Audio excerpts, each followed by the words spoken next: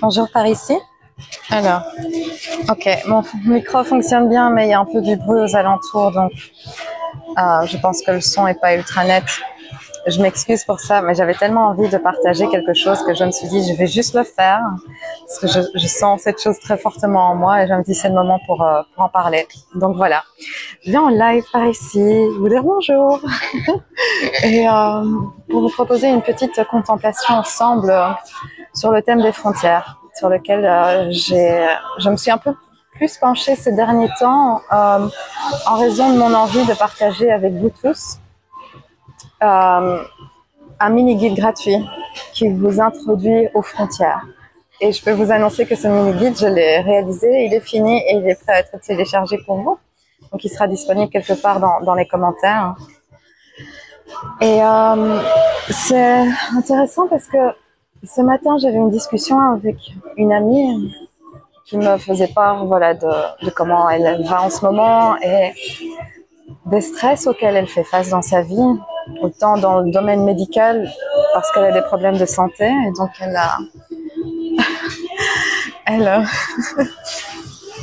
on est au Vietnam et il y a quelqu'un qui vend des balais et qui fait beaucoup de bruit. Voilà, je partage aussi un petit aperçu de ce que c'est la vie au Vietnam, des scènes un peu atypiques. Bref, cette amie me faisait part donc de ses soucis de santé, des stress qu'elle rencontre avec le corps médical, parce que il faut avouer qu'il faut bien reconnaître, donner voix au fait que dans le domaine médical, dans le domaine de la santé, il y a beaucoup de ce qu'on appelle en anglais de gaslighting. J'ai des amis qui ont eu, par exemple, qui souffrent d'endométriose et qui racontent, si tu as aussi des amis ou si tu es dans le cas, qui racontent leur problème énorme avec le traitement de cette condition parce qu'on ne croit pas leurs symptômes. Okay.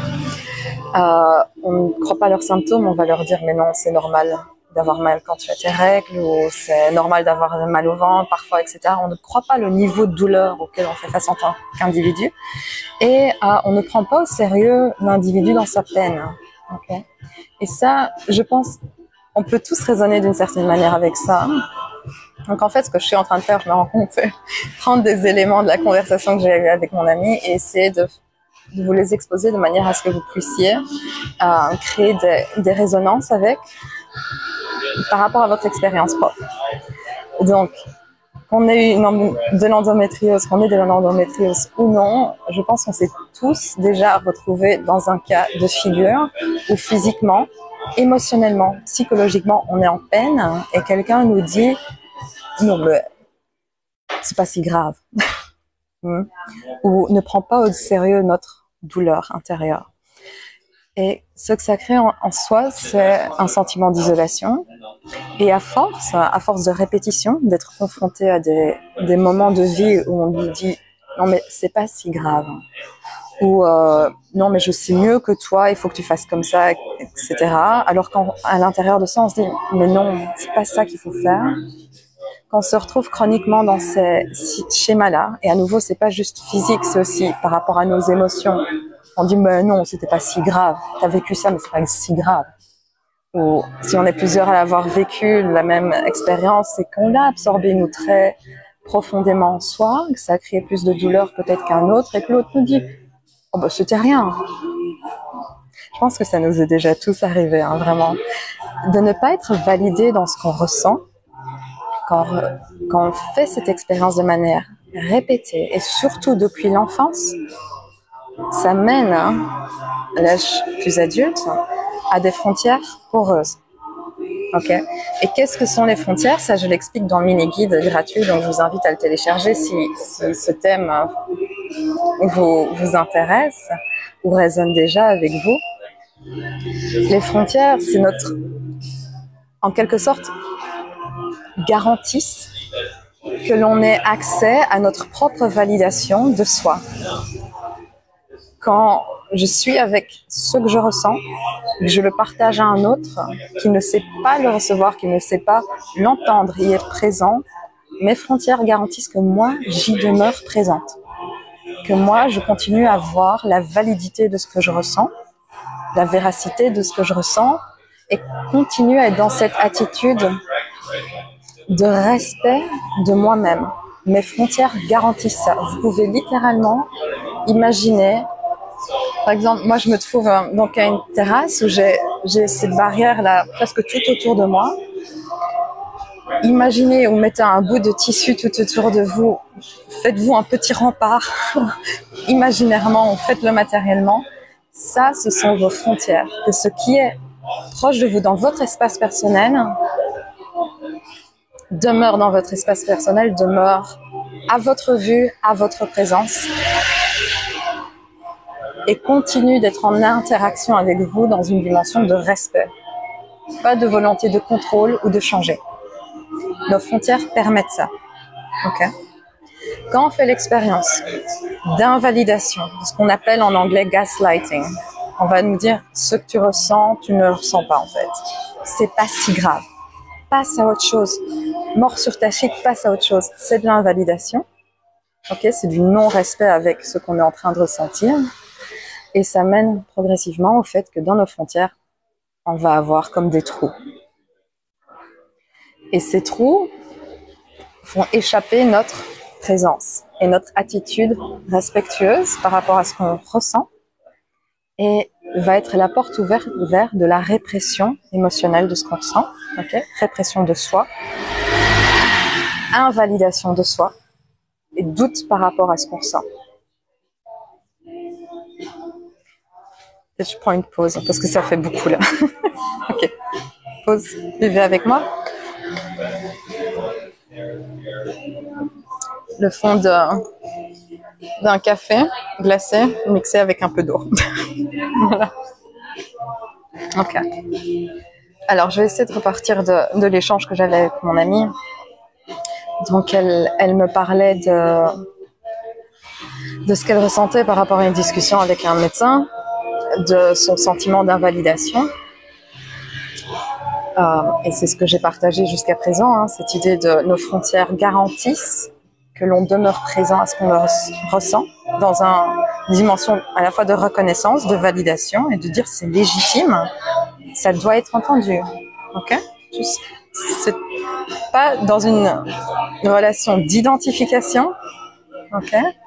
Mais de validation. C'est ce qui est présent. Et ça mérite d'être entendu. Elle continuait et me parlait un petit peu de l'échange qu'elle avait eu avec ce docteur. Et c'est quelqu'un qui est assez consciente d'elle, donc elle voit ce qui se passe en elle.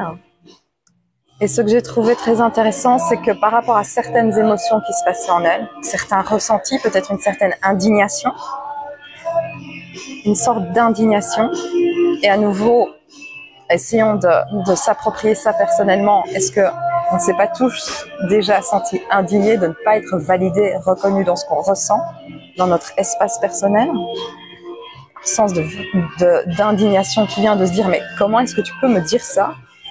Ce que j'ai trouvé intéressant chez elle, c'est qu'il y a eu la tendance directe à nommer ça comme « ah mais c'est un de mes triggers ».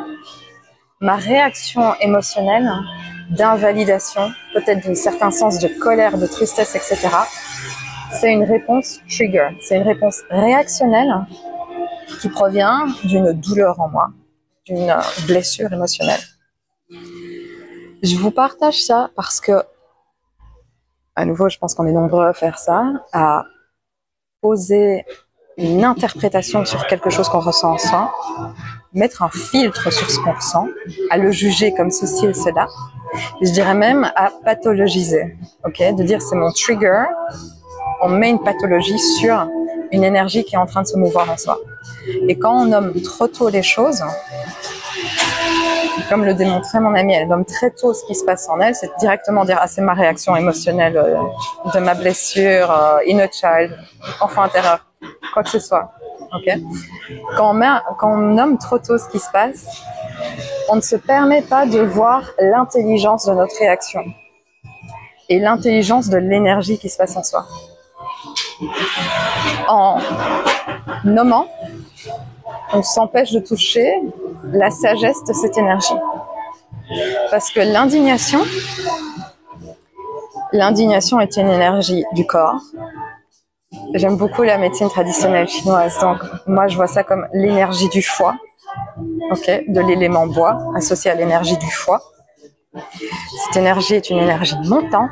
Pensez à quand on est en hiver, on est dans nos racines sous terre. Le printemps, c'est la montée hors du sol. On monte de nos racines, on va vers le ciel. Okay. On éclot vers le ciel. L'indignation part de cet enracinement en soi, de savoir ce qui est dans nos frontières, ce qui devrait être validé, de voir que ce n'est pas validé, pas respecté par autrui, c'est l'énergie montante de la défense des frontières. Et je lui demandais, si tu te reconnais dans ce partage, dans cet échange que j'avais avec mon ami, je lui demandais, est-ce que tu observes en toi la tendance, quand il y a quelque chose qui se manifeste en toi émotionnellement au niveau de tes pensées, à directement aller l'étiqueter comme telle ou telle chose? Et je lui posais cette question pour lui dire, c'est juste une introspection bienveillante pour toi. Parce que, est-ce que tu ne verrais pas dans cette indignation que tu ressens, l'énergie de te défendre? L'énergie de dire à autrui, stop. En fait, back off, recule un peu, parce que là, il y a un manque de respect par rapport à ce que je suis en train de vivre. Je te demande pas grand-chose d'autre que simplement me laisser l'espace de vivre ce que je vis, au lieu de me dire ça n'existe pas, c'est inutile, c'est ridicule, etc. Non, laisse-moi dans la présence de ce que je vis. Ok.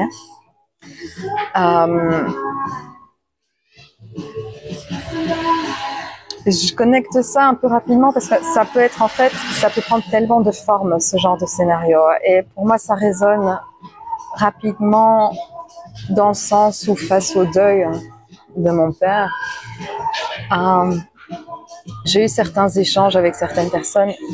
Ils n'ont pas indigné parce que par rapport à ça, mon sens des frontières est assez établi. Ok. Mais j'ai juste remarqué cette difficulté qu'a un autre à respecter la douleur d'autrui. Donc évidemment, certains amis qui ont pu avoir certaines paroles comme « Ah bah au moins vous étiez revus, donc voilà, c'est ok quoi. Vous étiez revus il y a pas longtemps, donc voilà, c'est bien, vous étiez en bon terme, tout va bien en quelque sorte. » Et dire « Non, je suis tout à fait d'accord, j'avais revu mon père il y a pas longtemps, ça faisait 3 ans que je l'avais plus vu, donc le revoir juste avant qu'il ne décède soudainement, c'est un cadeau incroyable. » Mais me dire « Bah ça va. » Tu vois, au moins c'est un départ pas trop... qui n'est pas aussi douloureux qu'il pourrait l'être. Ça, c'est... je veux dire, back off un peu, hein. Là, recule un peu, parce que ça, c'est ne pas me laisser être avec ma souffrance. Même si ça part d'une bonne intention, on peut voir entre les lignes qu'il y a une difficulté de l'autre à être avec la peine d'un ami, d'un être cher. Donc, aussi beaucoup de compréhension et de compassion quand on est dans ce travail des frontières, parce qu'on est confronté à notre propre vulnérabilité et donc à nos propres limites également. Mais je mentionnais juste ce petit épisode personnel pour vous dire à quel point ça peut être subtil. Mais c'est important de détecter cette subtilité dans la difficulté à percevoir nos frontières, à les affirmer et à affirmer, percevoir, renforcer les frontières d'un autre. Et ça se voit très fort donc à travers les expériences de douleur où on a du mal à être avec la douleur d'un autre. Ça, c'était la parenthèse. Et la question ici donc à laquelle je reviens, c'est de se dire, est-ce que dans l'énergie que je sens monter en moi, j'ai une tendance à l'étiqueter? Et pourquoi est-ce qu'il y a une tendance à l'étiqueter? Parce qu'il y a des frontières poreuses. Ça, c'est un scénario possible. Car dans mon expérience relationnelle, ça c'est la question qu'il faut se poser, hein, dans mon expérience relationnelle, j'ai souvent été amenée à ne pas être crue dans ce que je ressentais, à être invalidée dans ce que je ressentais. Et donc,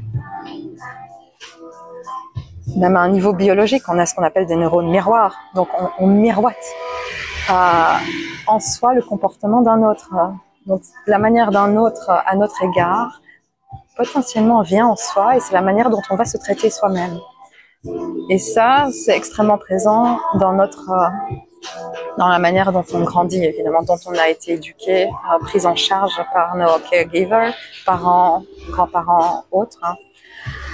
Si il y a une tendance de ces personnes à nous invalider dans ce qu'on ressentait, il y a très fort à parier que plus tard, on doit faire un grand travail sur nos frontières parce qu'on n'a pas appris à respecter notre espace personnel, nos frontières, parce que l'autre ne les a pas respectées non plus. Donc, on va permettre des va-et-vient entre le ressenti. Au lieu de valider notre ressenti et d'être présent à notre ressenti, on va donner la préséance au point de vue, au ressenti d'un autre et ressentir celui d'un autre au lieu que le sien. Ok?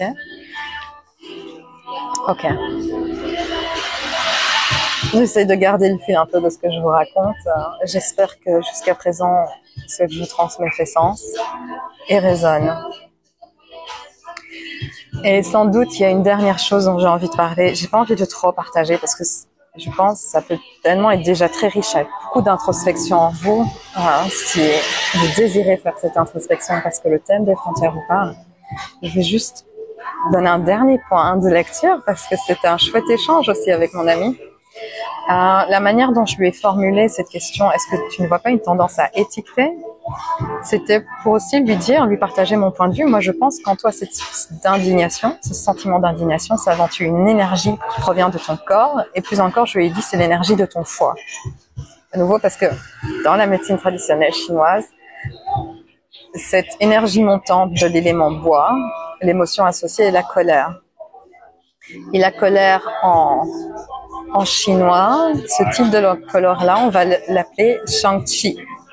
Shang-Chi, Shang, c'est l'énergie, c'est pas l'énergie, c'est la vie. Et Chi, c'est énergie. Donc c'est l'énergie de la vie, en quelque sorte, si vous voulez. C'est comme ça qu'on appelle la colère. Pourquoi? Parce qu'on a besoin de se défendre pour préserver notre vie. Okay? C'est une montée d'énergie vitale. Et cette énergie vitale, elle est géniale.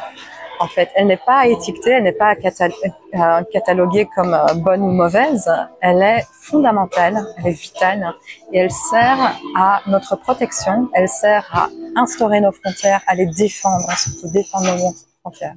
Donc l'indignation est une énergie absolument et une émotion absolument nécessaire et demande comme une révérence en fait. J'aime bien parler de révérence intérieure par rapport aux énergies qui se meuvent en soi. Et cette énergie-là, à mon sens, demande une attitude vraiment de respect, de révérence, d'humilité. C'est une énergie qui est là pour nous défendre. Donc, au lieu d'être étiqueté comme c'est mon trigger, c'est une blessure de l'enfance, parce que quand on fait ça, on s'empêche de toucher l'énergie derrière, qui sert un objectif tellement pur, tellement important pour notre organisme, qui est celui de la défense. Et donc, ce dernier point que je voulais transmettre, c'est que cette énergie, elle habite votre corps, elle provient de vos organes, elle provient de votre corps, de l'histoire de votre corps, de sa nature, ok? Elle habite déjà en vous. Et si on a du mal à être avec notre colère, du mal à exprimer nos défenses, à être avec ces énergies qui se meuvent en soi et de les laisser circuler avec une attitude de respect, ça va se traduire sans doute, très certainement, dans notre santé et la santé au niveau holistique, physique, émotionnel, mental. Ok. Parce que tout ça c'est lié évidemment. Donc ce que ça peut créer, c'est beaucoup plus d'anxiété, parce que cette énergie vitale montante est réprimée par soi.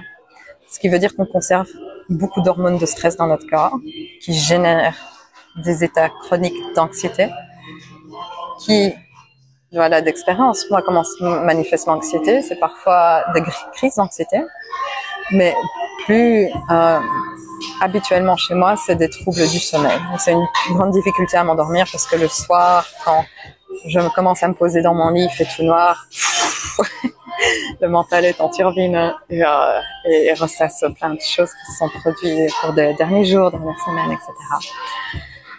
Donc ça affecte mon sommeil n'est pas aussi réparateur. Ça peut entraîner également un affaiblissement du système immunitaire parce que système nerveux, système immunitaire sont liés. Donc les systèmes hormonaux, c'est lié également, ça peut entraîner des troubles hormonaux. On peut perdre ses cheveux en raison de ce stress, parce que quand notre corps est en état d'activation avec ces hormones de stress intérieur, ça veut dire qu'il y a un problème de nourrissement, de régénération des cellules. On peut avoir un teint qui devient pas terrible, beaucoup plus de cernes parce qu'on ne parvient pas à régénérer notre énergie. Et donc également l'apport nutritionnel à notre peau, à nos cheveux, à nos ongles est moindre. On perd nos cheveux, nos ongles deviennent beaucoup plus cassants. Notre peau également reflète ce manque de nutrition, d'hydratation intérieure. Notre corps devient plus rigide au niveau des muscles, des fascias, etc. Bref, c'est vraiment holistique. Ok. Donc ça, c'est aussi une dernière orientation pour vous si vous voulez explorer ce thème des frontières en vous de manière introspective et avec bienveillance, et de voir également comment ça se traduit dans votre corps. Okay.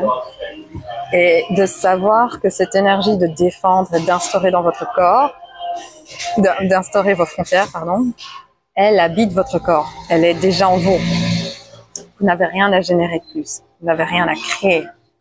C'est une question de devenir conscience de ces automatismes et puis d'entrer en partenariat, en dialogue avec le corps, de repérer quand est-ce que le corps nous indique qu'on est en train de subir une invasion dans nos frontières, on est en train de s'invalider. Tout ça, le corps nous le dit. On n'a pas besoin de faire tant d'efforts mentalement. C'est une discussion qu'on instaure avec le corps. Et initier cette discussion, c'est ce que je vous invite à faire dans le guide gratuit dont je vous ai parlé, que j'ai écrit, qui est fini, que je vais poster dans les commentaires pour être téléchargé. En un clic, c'est fait. C'est l'instauration d'une discussion. Pour faire un travail somatique, pour faire ce travail de travailler avec le corps, de dompter cette énergie Shang-Chi, cette énergie vitale de l'indignation, l'énergie de la protection de nos frontières, je vous invite à rejoindre mon espace membre recherche intérieure. Okay. Ce ne sont pas des exercices que je peux vous partager dans un guide gratuit parce que, soyons honnêtes, on peut lire un guide, mais est-ce qu'on va vraiment interagir avec un guide pour faire des exercices et avancer sur sa transformation intérieure? Je pense pas. Et puis moi aussi, par sens de responsabilité, d'éthique, je veux pas vous partager ce travail sans avoir un certain vis-à-vis avec vous. Donc je vous invite, si ce thème vous semble présent dans votre vie, s'il vous intéresse, si vous êtes curieux de le développer pour avancer sur votre chemin de vie, je vous invite vraiment à rejoindre donc cet espace membre recherche intérieure, auquel vous pouvez vous abonner soit mensuellement, mois après mois, résilier à tout moment, soit semestriellement. C'est plus avantageux au niveau de finance, mais peu importe ça, vous choisissez. Et ensuite, sachez qu'avec toutes les personnes qui rejoignent mes offres, que ce soit une offre, plusieurs offres, quelle qu'elle soit, même ce simple coaching somatique collectif mensuel qui est recherche intérieure, je suis toujours là pour des interactions via Messenger, WhatsApp, email, via la plateforme. Je suis toujours là pour interagir avec vous et vous donner ce vis-à-vis. Donc, si vous rejoignez Recherche intérieure pour cette intention de travailler sur votre frontière, je suis là pour vous dire va vers telle ressource que j'ai déjà postée, vers tel programme que j'ai déjà posté, parce que j'ai posté sur Recherche intérieure un cycle yoga qigong autour de la colère, autour de cette énergie comme appréhendée dans la médecine traditionnelle chinoise. C'est un cycle de 5 séances, il me semble, qui font toute 1h30, quelque chose comme ça. À la fois somatique, des exercices somatiques, et à la fois des pratiques somatiques yoga qigong qui vous permettent vraiment d'entrer en discussion et en dialogue avec les énergies qui se meuvent dans votre corps. Donc ça, c'est un programme clé pour commencer à se familiariser avec l'énergie protectrice qui assure la défense de nos frontières.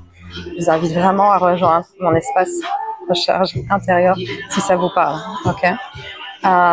Ensuite, donc comme je vous le disais, il y a ce programme qui est là, mais également je peux vous orienter vers plein d'autres pratiques somatiques, contemplatives, qui font partie de cet espace. Les pratiques somatiques sont partagées sous forme de mouvements intuitifs, de méditation en mouvement, yoga ou qigong.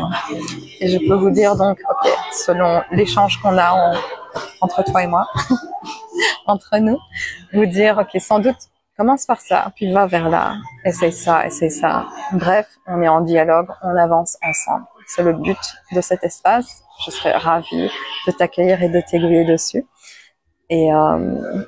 Et c'est tout vraiment pour mon partage. S'il a résonné, je serais vraiment friande de savoir, curieuse de savoir quel élément résonne le plus avec toi et à quelle réflexion ça mène chez toi. Ok, à nouveau, on est dans le partage, bienveillant toujours, et je serais ravie de te lire. Ok, c'est tout. Viens télécharger mon guide et avançons ensemble. Je te souhaite une très belle journée, un bon dimanche ou une bonne soirée selon l'heure à laquelle tu écoutes ce petit live. Prends soin de toi.